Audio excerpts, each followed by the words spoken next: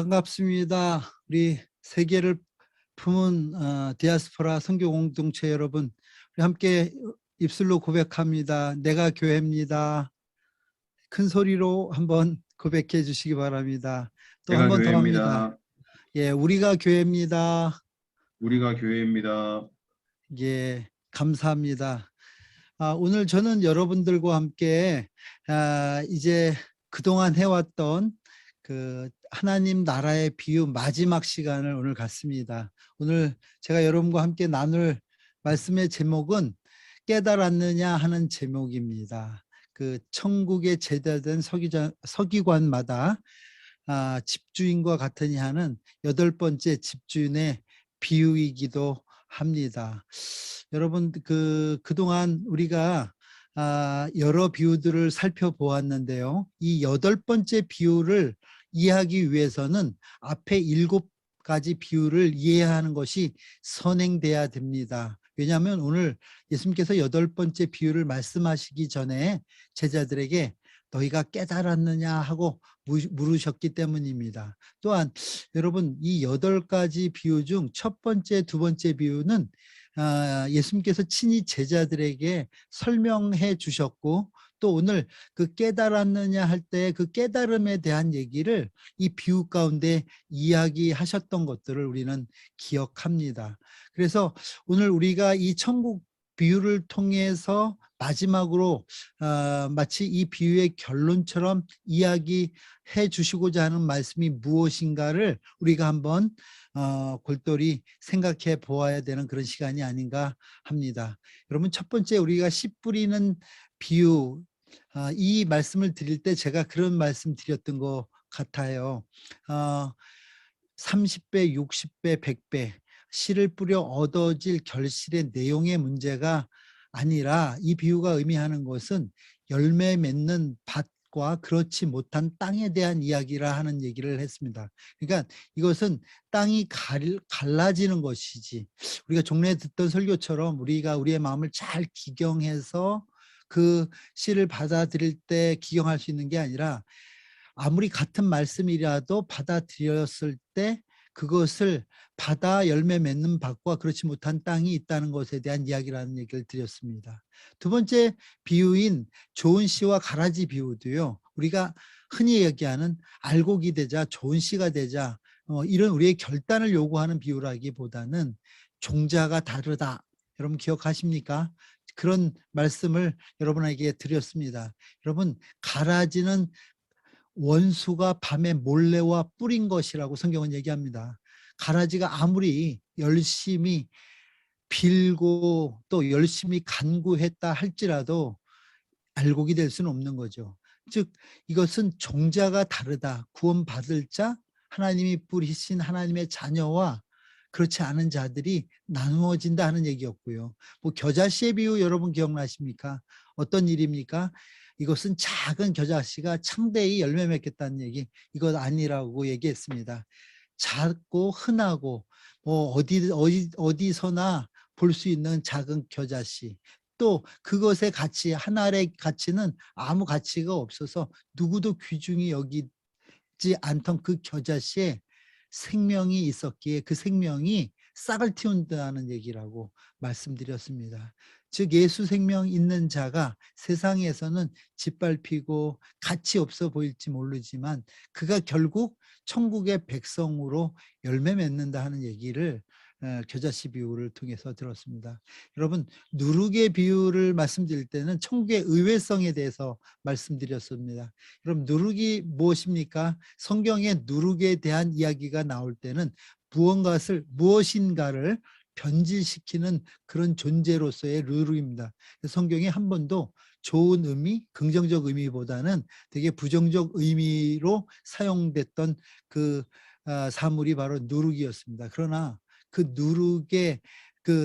누룩이 세상은 부정하고 세상은 누룩 같은 존재라고 생각하는, 거기서 무슨 선한 것이 있겠어 하는 세상의 가치로는 알아보지 못했던 이 천국 백성된 우리가 이 세상 속에서 천국으로 살아간다는 그런 얘기라 말씀드렸습니다.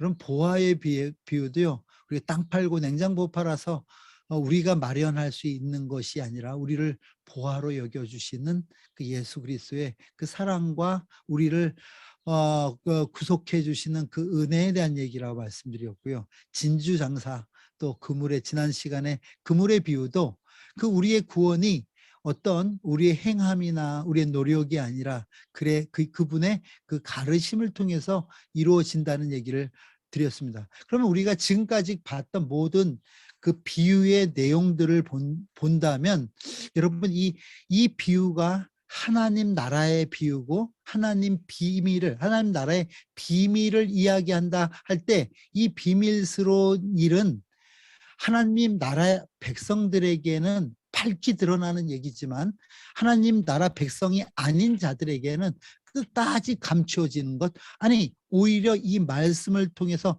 그들이 등 돌리고 갈 얘기라는 것을 예수님께서는 비유를 통해서 이야기하셨다 하는 것입니다. 그렇다면 오늘 우리가 8번째 보는 이 집주인의 비유, 또 그 이전에 예수님께서 제자들에게 하신 말씀이 있는데 우리 마태복음 13장 51절만 먼저 읽어주시겠습니까? 마태복음 13장 51절입니다. 이 모든 것을 깨달았느냐 하시니 대답하되 그러하오이다. 예수께서 이르시되 그러므로 천국의 제자된 서기관마다 새 것과 옛 것을 그 국간에서 내오는 집주인과 같으니라. 예, 여기서 보면요, 먼저 얘기하신 게 뭐냐면 이 모든 것을 깨달았느냐 하고 먼저 얘기하십니다. 여기서 말씀하시는 이 모든 것이라고 얘기하신 것은 지금까지 비유로 말씀하신 그 비유의 모든 의미를 깨달았느냐 하는 얘기예요. 오늘 제가 여기 함께 예배드리는 여러분들께 묻겠습니다. 여러분 지난 7주 동안에 있었던 이 모든 비유를 다 깨달았습니까? 여러분 대답 좀 해주세요. 예, 감사합니다. 예, 여러분 이 비유에 대한 깨달음이 없는 분들은 오늘 다시 유튜브 들어가셔갖고 지난 7번의 비유를 차근차근 한번 다시 봐주시기를 제가 부탁드리겠습니다. 여기서 얘기하는 이 깨달았느냐 물으신 이유가 무슨 얘기냐면 이 7가지에 대한 얘기들이 깨달음이 없이 8번째가 어려워요. 제자들은 이렇게 얘기합니다. 깨달았느냐 물으니까 뭐 제가 원어를 잘 못하지만 쉬니엠이라는 이 깨달았느냐 하는 이 물으시면요, 묻다, 이해하다, 고려하다 뭐 이런 의미가 있어요. 그래서 이 단어가 신약에 약 25번 정도가 사용되는데요. 그중에 9번이 이 마태복음, 우리가 보고 있는 마태복음에 있고요. 또 이 단어를 예수님께서 첫 번째로 사용한 것이 바로 우리가 보고 있는 비유의 말씀을 설명하시면서 하셨던 얘기예요. 그래서 우리는 다시 마태복음 13장 13절 10에서 15절을 한번 봅니다. 그러므로 내가 그들에게 비유로 말하는 것은 그들이 보아도 보지 못하며 들어도 듣지 못하며 깨닫지 못함이니라. 이사야의 예언이 그들에게 이루어졌으니 이르렀으되 너희가 듣기는 들어도 깨닫지 못할 것이요 보기는 보아도 알지 못하리라. 이 백성들의 마음이 완악하여져서 그 귀는 듣기에 둔하고 눈은 감았으니 이는 눈으로 보고 귀로 듣고 마음으로 깨달아 돌이켜 내 고침을 받을까 두려워함이라 하였느니라. 예, 아멘입니다. 여러분 잘 우리가 봐야 될 게 너희가 깨달았느냐 하실 때 그 깨달았느냐 하셨던 그 말씀은요, 바로 마태복음 13장 13절, 즉 이 오늘 비유 강화를 하시면서 시작하면서 이 비유는 이렇게 해석해야 돼 하고 예수님께서 기준으로 말씀하신 그 내용에서 깨달지 못함이라, 깨달지 못할 것이요 깨달아 돌이킬까 내게 고침을 받을까 두려워함이라 했던 요게 이 말씀에서 사용했던 그 깨달았느냐 하는 얘기와 같은 내용이에요. 그래서 이 얘기는 무슨 얘기냐면 예수님께서 비유로 말씀하셨을 때 어떤 이는 깨달은 자가 있는가 하면, 즉 어떤 이는 깨달지 못하는 자가 있다는 거예요. 그러면 여러분 이 이야기가 의미하는 것은 예수님께서 비유를 7가지를 하고 너희가 이 비유를 깨달았느냐, 이 모든 것을 깨달았느냐 이야기하시는 것은 뭐냐면 너희가 천국 백성이냐 하고 묻는 거예요. 그 얘기가. 그러니까 무엇을 알았느냐, 이게 지식 습득에 대한 얘기가 아니라는 것입니다. 그들이 가지고 있었던 어떤 그들이 생각하는 하나님 나라의 가치 기준에 대한 것들, 뭐 이런 것들이 너네가 있느냐 없느냐, 하나님을 어떻게 깨달았느냐, 뭐 이런 얘기가 아니라 지금 이야기된 것, 즉 예수님께서 비유한 것에 대한 깨달음이 있느냐는 거예요. 왜냐하면 세상 사람들 또 구원받지 못하는 자들은 들어도 알지 못할 거고 깨달지 못할 것이라는 것에 대해서 이미 얘기해요.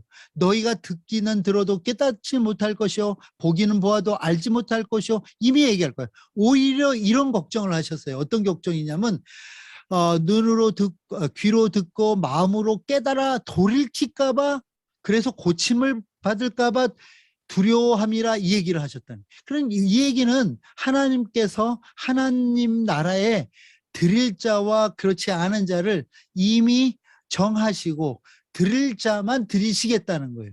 그러니까 이 깨달음이 있느냐 없느냐는 이 천국의 백성이냐 아니냐를 가늠하는 그 가늠대가 된다 하는 것입니다.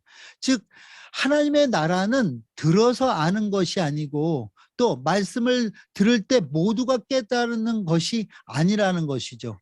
들어서 깨닫는 자와 그렇지 않는 자로 나뉘어지고, 또 그렇다면 누가 깨닫는 자입니까?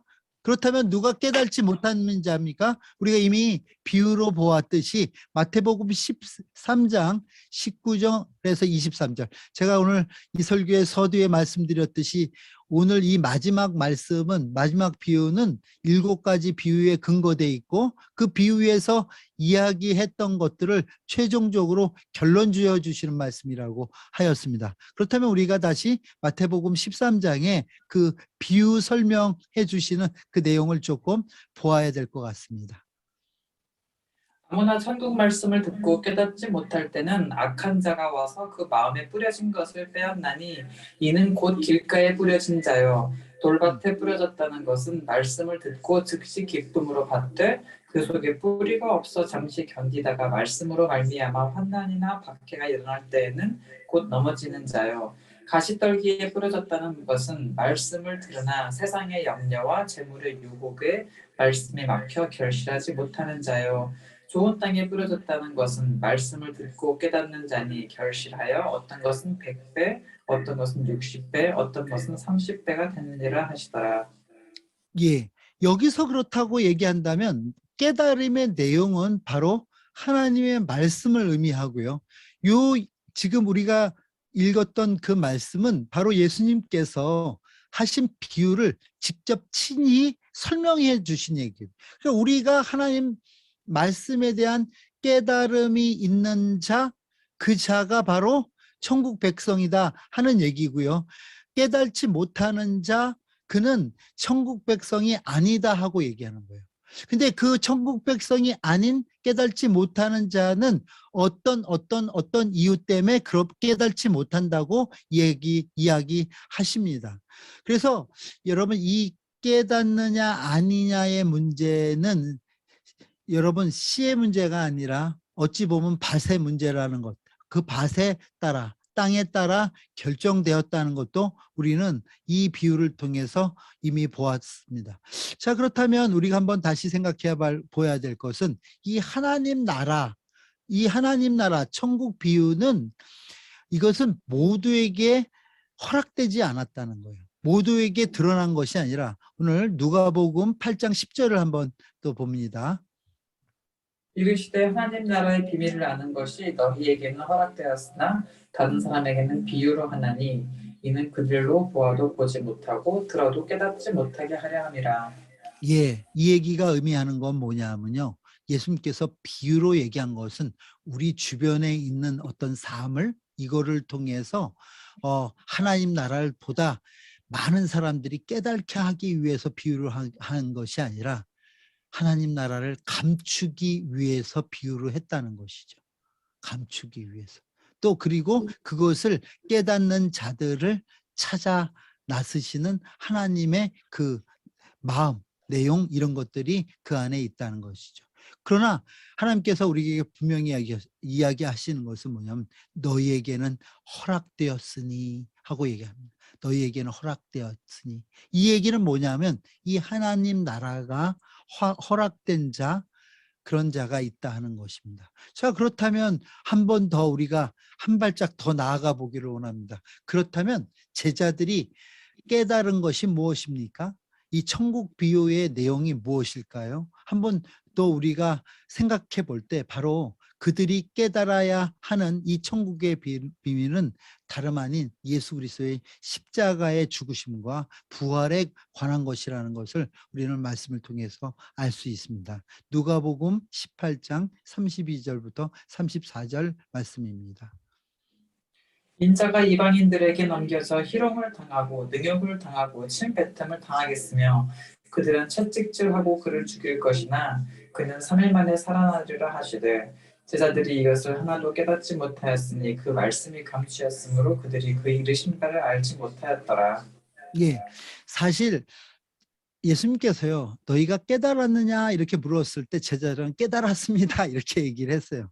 근데 그 이후에 제자들의 삶의 행태를 보면은요, 깊이 깨달은 자들의 행태가 아니었어요.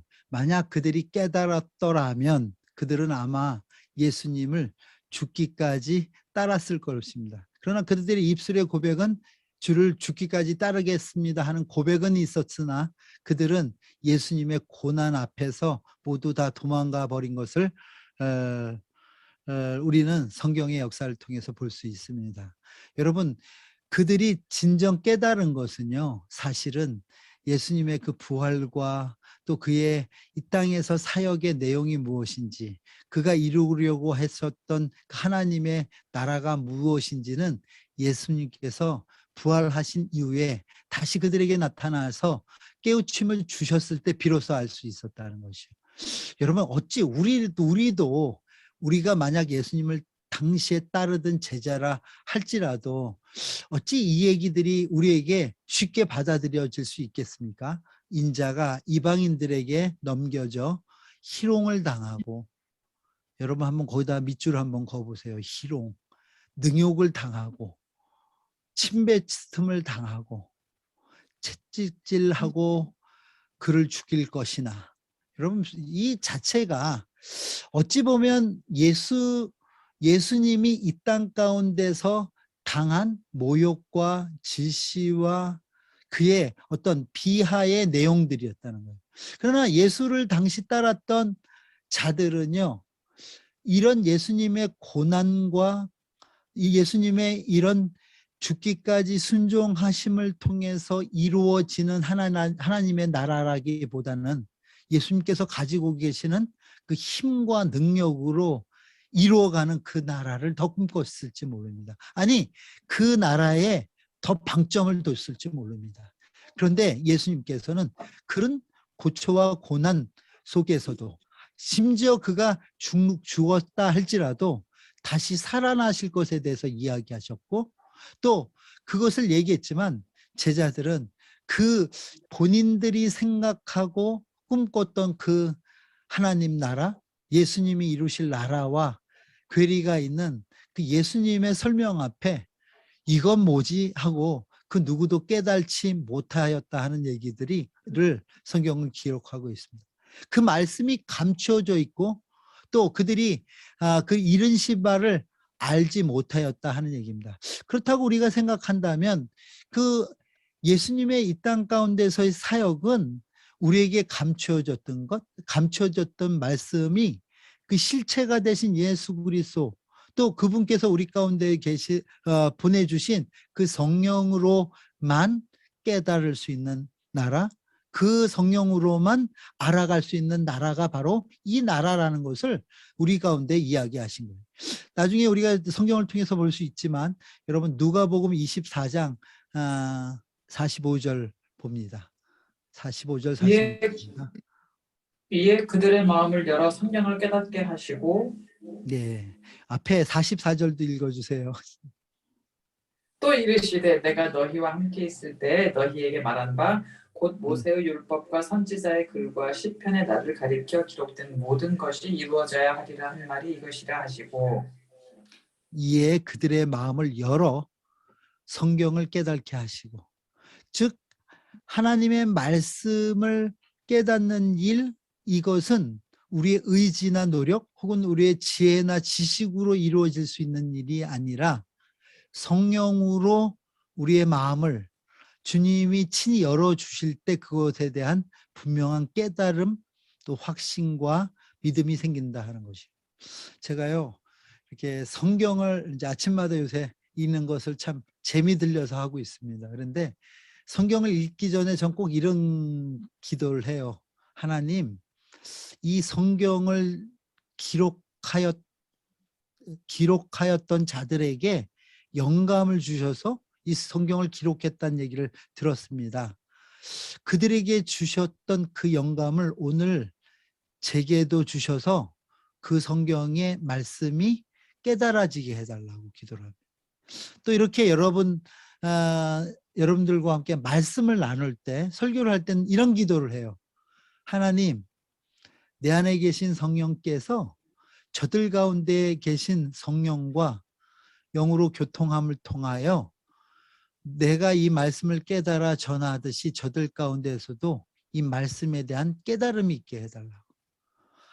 너는 왜 내 설교를 지금 몇 년째 듣는데 아직도 깨달음이 없니? 뭐 이런 개념의 얘기들이 아니에요. 좀 공부를 해라. 공부를 해야 깨달음이 있다. 좀 배워야지. 예. 그런 것들은 다 과정이 될 수 있습니다. 그런데 그리스도의 죽으심과 부활에 대한 그 능력, 그 내용을 또 그것을 통해서 이루어지는 그 하나님 나라에 대한 깨달음은 우리가 배워서도 우리가 노력해서 얻어질 수 있는 게 아니라 그 깨달음을 주시는 자들이 있다는 것을 여러분이 기억하셔야 된다 하는 것입니다. 여러분, 저는 이렇게 생명의 삶 강의할 때 제가 간혹 성도들을 많이 놀릴 때가 있어요. 무엇을 갖고 많이 놀리냐면 내가 볼 때 집사님은, 권사님은 학습무야, 학습무. 이런 얘기를 간혹 해요. 여러분, 무당이 뭐가 무당인지 아십니까? 무당은 신내림을 받은 게 무당이라고 얘기를 해요. 근데 무당 짓을 하는 사람들 중에서는요, 학습무가 있고요. 그 신을 받아서 무당짓 하는 사람이 있어요. 근데 이 학습무는요, 자기가 배운 것 이상은 몰라요. 근데 진짜 이게요, 귀신이 역사할 때 보면 이 무당이요, 무당 짓거리를 해요. 근데 이 무당이라는 영적인 존재라는 게 우리가 두려워하지 말아야 될 게 뭐냐면 이들은 우리를 속이는 자입니다. 여러분, 저는 이 무당이나 신접한 자들의 이렇게 얘기를 들으면 우리가 이렇게 표현하죠. 야, 귀신같이 마친다고. 어떻게 그 귀신같이 하냐고? 예, 맞아요. 여러분, 이미 일어난 과거의 일에 대해서는 귀신같이 그들이 알 수 있습니다. 이미 일어난 일이지만. 그러나 여러분, 과거는 귀신이 알아보고 알아맞힐 수 있지만요, 미래는 그들이 알아맞힐 수가 없어요. 왠지 아십니까? 미래는 하나님의 영역이기 때문에 그렇다는 거예요. 이미 되어진 것들에 대해서는 그들이 그것을 좌지우지하는 게 아니에요. 그런 일이 있었다는 것을 그들도 경험한 거예요. 그렇지만 여러분, 되어질 일에 대한 비밀입니다. 아무도 모릅니다. 그래서 귀신이 천국을 모르는 거예요. 알 수가 없죠. 알았더라면, 여러분, 무당이 천국을 모르는 거예요. 알았더라면 예수를 믿었죠. 모르는 겁니다. 왜냐하면 미래는 오로지 하나님께서 역사하시는 영역이라는 거예요. 그러니까 여러분, 귀신은요, 우리를 어떻게 속이냐면 우리의 과거에 일어났던 어떤 일들을 마침으로 인해서 마치 그가 미래에 우리에게 일어날 일도 아는 것처럼 속이는 것이지 알지 못한다는 것이 그들의 정체라 하는 것입니다. 여러분, 거기에 미혹되지 않기를 바랍니다. 즉, 미래는 하나님의 손에 있고 또 하나님께서 그 미래를 하나님의 방법과 하나님의 시와 때에 따라서 그 미래를 향해서 우리를 인도해 가고 계시다는 거예요. 우리가 하나님 안에, 하나님 품에 온전히 구원받을 때까지. 여러분 계속 말씀을 봅니다. 46절부터 보겠습니다. 또 이르시되 이같이 그리스도가 고난을 받고 제3일에 죽은 자 가운데서 살아날 것과 또 그의 이름으로 죄 사함을 받게 하는 회개가 예루살렘에서 시작하여 모든 족속에게 전파될 것이 기록되었으니 너희는 이 모든 일의 증인이라.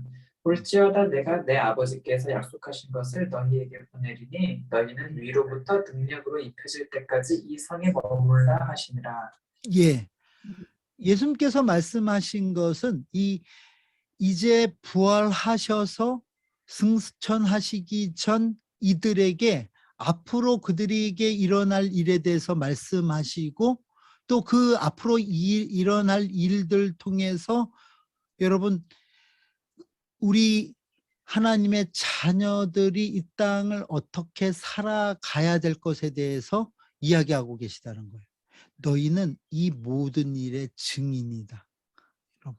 성경을 가지고 계신 분 밑줄을 그어놓으시고 우리는 다시 바꿔 얘기한다면 하나님이 하신 일, 하나님께서 예수 그리스도를 통하여 그 하신 일의 증인으로 서는 것이 우리의 역할이고 또 그 역할을 이루기 위해서 우리의 능력이나 우리의 실력을 요구하시는 분이 아니라 위로부터 능력을 입어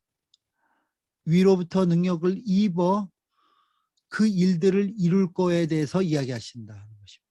그러니까 우리가 이 땅을 사는 것은 하나님의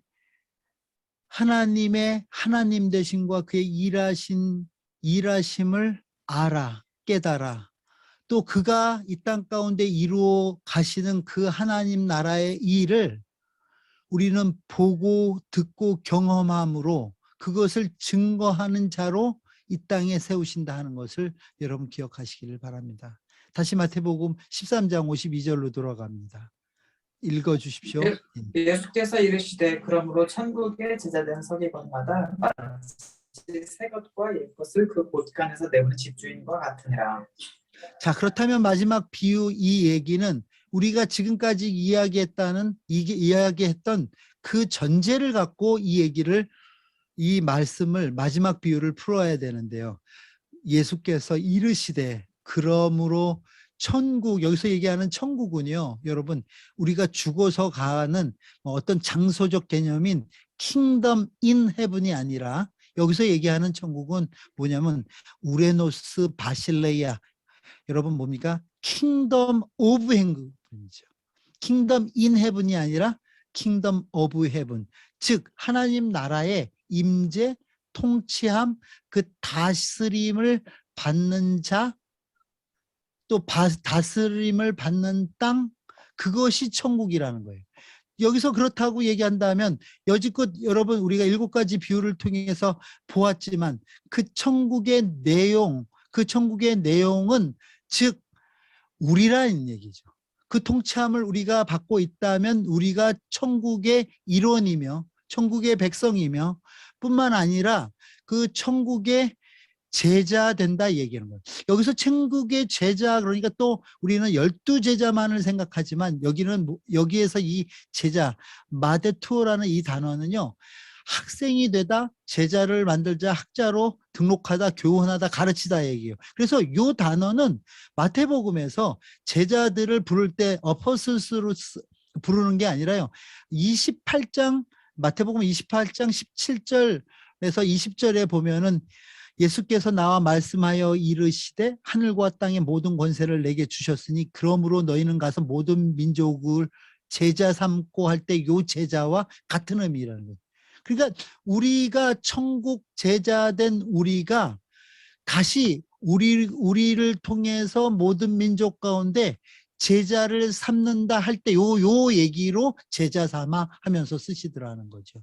즉 천국 제자란 하나님의 통치와 다스림 가운데 있는 자를 의미하고요. 그 제자는 그 제자됨으로 또 다른 제자를 만들어가는, 그런 자로서의 다시 생명이 있게 또 다른 생명을 낳을 수 있는 자로 살아간다 하는 것이요. 그렇다면 우리가 한 걸음 더 나가 서기관이라는 것. 여러분 서기관 하니까 되게 우리는 이게 생소한 단어지만 여러분 그람마투스, 우리가 그랜마 이러죠. 이거는 기록하다 그런 의미로서 서기관, 서기장의 의미를 갖고 있습니다. 여러분 이 얘기도 그렇다면 보세요.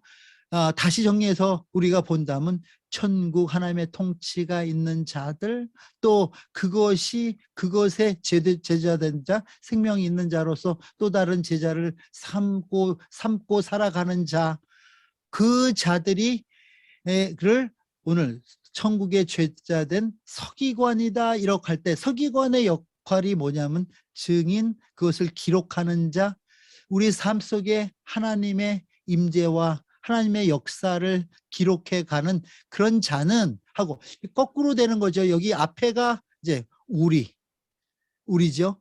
그렇다고 한다면 이는 누구와 같으냐? 마치 새 것과 옛 것을 그 곳간에서 내오는 집주인과 같아. 여러분 이 해석이요 분분하더라고요. 그래서 제가 칼빈의 주석을 이렇게 보니까 그분도 이렇게 얘기했더라고요. 이것을 구체적으로 풀어서 한자 한자 주석하지 않고요. 그냥 좋은 교훈을 받아 전하는 뭐 이런 식으로 아주 흐물흐물 넘어가시더라고요. 뭐 선생님이 그랬는데 제가 너무 여기서 정해버리면 이상할 것 같은데, 그래서 이 얘기는 여러분 이 문맥을 그대로 제가 영어 성경, 헬라어 성경 또 여러 번역본들을 볼 때 그런 자들이 옛 것과 새 것을 그 고간에서 갖고 왔다, 이거는요 무슨 얘기냐면, 이 곡간이라는 표현도 우리는 곡간 그러니까 곡식을 모아놓는 게 곡간인가 이렇게 이야기하는데, 이 곡간이라는 그것이 모으다라는 의미가 있어요. 모으다. 장소적 개념이 아니라 원어의 개념은 모으다라는 개념을 갖고 저축하다, 보물이란 개념이 있어요. 우리가 보물 아닌 것들, 귀중히 여기지 않는 것들을 모으지 않잖아요. 그런 것처럼 우리가 귀중히 여겨 모아놓은 것, 그러니까 그 곳간에서 그 귀중히 모아놓은 것 중 옛 것과 새 것, 이 옛것 새 것에 대한 의견도 분분합니다. 어떤 분들은 구약과 신약이다 이야기하는데, 여러분 예수님 당시는 신약이 쓰여지지 않을 때니까 그렇게 얘기하기는 어렵고요. 또 율법과 은혜다 이렇게 얘기하시는 분들도 계시고요. 뭐 옛것과 새 것에 대한 또 옛 비유와 새 비유다, 옛 언약과 새 언약이다 뭐 이런 식으로 얘기하는데 뭐 다 좋습니다. 상관없습니다. 그것이 귀한 것이라면, 그 곳간 안에 들여놓을 만한 귀한 것이라면 다 좋은데요. 그것을 내오는 집주인 같다, 이 얘기는 무슨 얘기냐면, 이 집주인의 우리가 생각을 좀 골똘히 해봐야 되는데, 이 집주인이 누구를 의미하냐면 바로 하나님. 여러분 이 집주인에 대한 비유가 우리가 보고 지금까지 봤던 그 비유 가운데도 있지 않아요? 그 13장 비유, 예수님께서 설명해 주셨던 그 비유 가운데에서도 이 집주인 얘기가 나옵니다. 혹은 20장에 가면 20장 1절에 보면, 천국은 마치 품꾼을 얻어 포도원에 들여보내려고 이른 아침에 나간 집주인과 같으냐며, 그 집주인 비유, 포도원 집주인 비유를 해요. 이 얘기는 뭐냐면 그 모든 것의 주인 되신 하나님, 이것을 의미하는 것이고, 이 하나님께서, 우리의 주인 되신 아버지 하나님께서 새 것과 옛 것을 그 곳간에서 내와 그 함께한 자들에게 베풀고 내어주는 그 하나님과 같이 천국의 천국의 제자된 서기관, 즉 하나님의 말씀을 깨달아 그의 하나님의 임재와 그 능력 가운데 살아가는 우리가, 그 아버지가 하신 것처럼, 그 집주인이 하신 것처럼 그 곳간의 귀한 것들을 풍성히 나누는 자로, 꺼내내와 베푸는 자로, 나누는 자로 이 땅을 살라 하는 그 비유로 모든 비유의 마무리를 하신다 하는 것입니다. 이제 말씀을 맺도록 하겠습니다. 여러분 우리는 지난 8번 아니 제가 서론까지 가면 9번의 시간을 통해서 우리는 천국 비유를 들었습니다. 이 천국 비유가 굉장히 중요한 거거든요. 예수님께서 마태복음의 5번의 강화, 즉 설교를 하시는 이 5번 중 가장 가운데 있는 이 3번째 강화입니다. 여기서 절정을 이룹니다. 왜 절정이 이것이 전거냐면 하나님 예수님께서 이 땅에 오셔서 다른 데 관심하지 않았어요. 오로지 하나님 나라에만 관심하셨고 그 하나님 나라에 대해서 감추어진 비밀을 스스로 그 입으로 친히 낱낱이 제자들에게 얘기해 주신 부분이 바로 우리가 보았던 13장 비유라 하는 것입니다. 그럼 13장 예수님의 이 비유를 통해서 그가 드러내놓은 하나님 나라는 장소적인 것, 죽어서 가는 곳 이런 것이 아니라 바로 이 땅 가운데서 우리가 누리며 사는, 또 이 땅 가운데서 우리가 경험할 수 있는 그런 나라라는 것에 대해서 누누이 얘기하시고, 오늘 마지막 비유로도 말씀하신 것은 그 나라가 너희의 가운데 이미 임했고 그 나라 가운데서 너희가 그 나라를 누리며 마치 주인된 아버지께서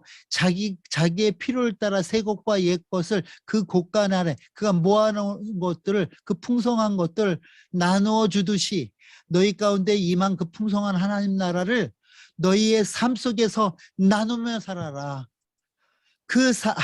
누리며 살아라 하는 그런 말씀으로 마지막 8번째 비유를 우리에게 말씀하셨다는 것을 여러분 기억해 주시길 바랍니다. 여러분, 우리가 이 땅에서 천국을 누리지 못하는 자가 어찌 죽어서 천국을 누린다고 자신할 수 있겠습니까? 이 땅에 작은 육체로 와서 이 땅에서도 내가 사는 그곳에서 천국을 맛보지 않는 자가 그 죽어서 천국을 맛본다는 그 보장이 어디 있습니까? 여러분, 그래서 우리는 천국은 죽어서 가는 곳이 아니라 이 땅에서 살아 누리는 곳이고 이 땅에서 살아 경험하는 곳이 천국이 돼야 이 땅이 아닌 그 하나님의 나라, 즉 내세 천국에 대한 기대와 소망이 우리 가운데 더 불불듯 일어날 수 있다는 것입니다. 여러분, 예수님의 이 땅의 삶을 통해서는 우리가 천국을 이야기할 수가 없었어요. 세상의 가치와 기준으로는. 그러나 그의 부활 이후의 삶, 또 지금도 우리를 위하여 강구하시는 그 예수 그리스도의 그 사역을 생각할 때 우리는 이 땅에서 우리가 겪는 걱정, 근심, 고통, 또 우리 가운데 오는 여러 가지 환난과 근심이 더 이상 우리를 억압하거나 우리를 짓누르는 그런 고통의 것들이 아니라 그 모든 것 위에 계시는, 그 모든 것 뒤에 계시는, 아니 그 모든 것을 친히 멸하기도 하시고 세우기도 하시는 그 하나님의 그 은혜, 그 능력을 우리가 알진데 어찌 우리가 이 땅 가운데서 천국을 누리지 못하겠습니까? 여러분, 우리를 속이고 우리를 사로잡고 있는 그런 악한 생각들, 하나님의 뜻이 아닌 것들은 이제는 벗어버리고 오로지 우리 안에 이미 계셔 우리로 하여금 천국을 누리고 살기를 소망하시는 그 아버지 하나님의 그 뜻을 따라 이제 올곧이 우리의 삶이 예수 그리스도의 가르쳐 주신 그 하나님 나라의 삶으로 이 땅 가운데서 하루하루 살아가기를 주의 이름으로 축원을 드립니다. 오늘 말씀 여기까지이고요. 우리 다 함께 주신 말씀 생각하면서 기도하도록 하겠습니다. 기도합니다.